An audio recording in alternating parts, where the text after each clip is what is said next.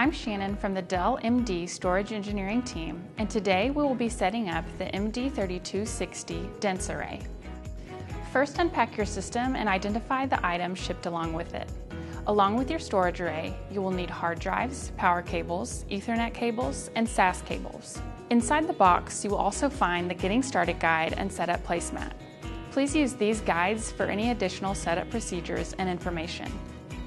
Assemble the rails and install the system in a rack using standard rack installation guidelines and safety procedures.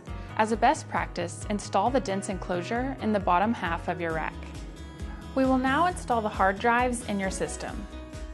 Before proceeding, always remember to follow standard ESD guidelines when working with any hardware components. A minimum configuration requires at least 20 hard drives and custom hard drive carriers.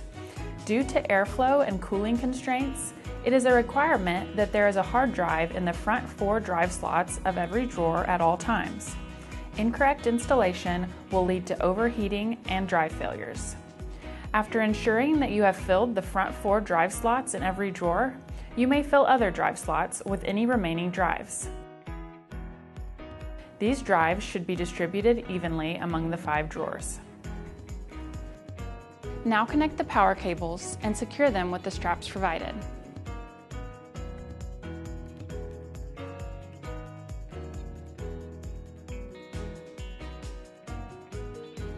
Your server must be equipped with a host bus adapter or HBA in order to connect the SAS cables.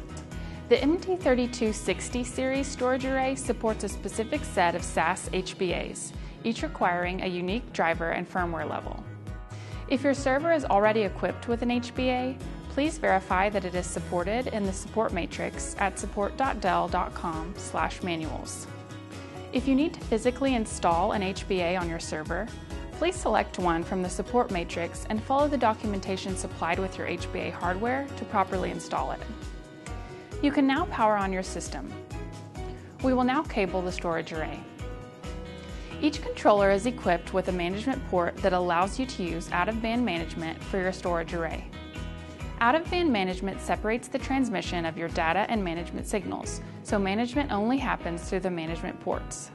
As a best practice, Dell recommends always using out-of-band management with your storage array. This is the type of management that we will be setting up today. For automatic discovery with IPv4, you will need to ensure that there is a DHCP server available on the same subnet as the storage array.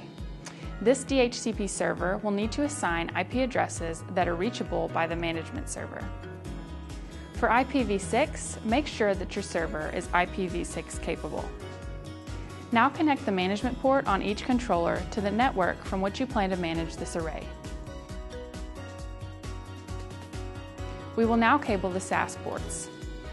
To attach your storage array to your server, plug SAS cables from the data ports on each controller to the HBA on your server.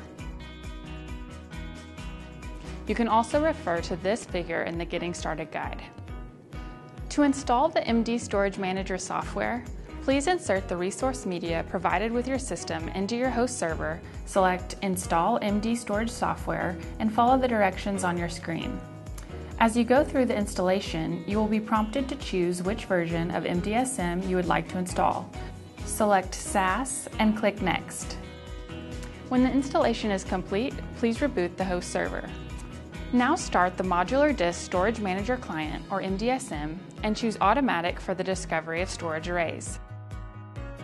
Your array will appear in the Devices tab.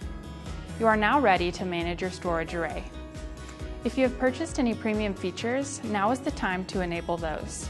Please refer to the Premium Feature Key activation video for information on activating and enabling your additional features.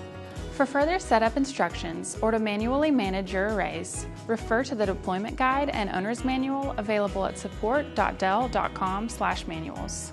You will also find more videos on the PowerVault MD product line at del.ly/PowerVaultMD. You can also follow me on Twitter at MDVideosGirl.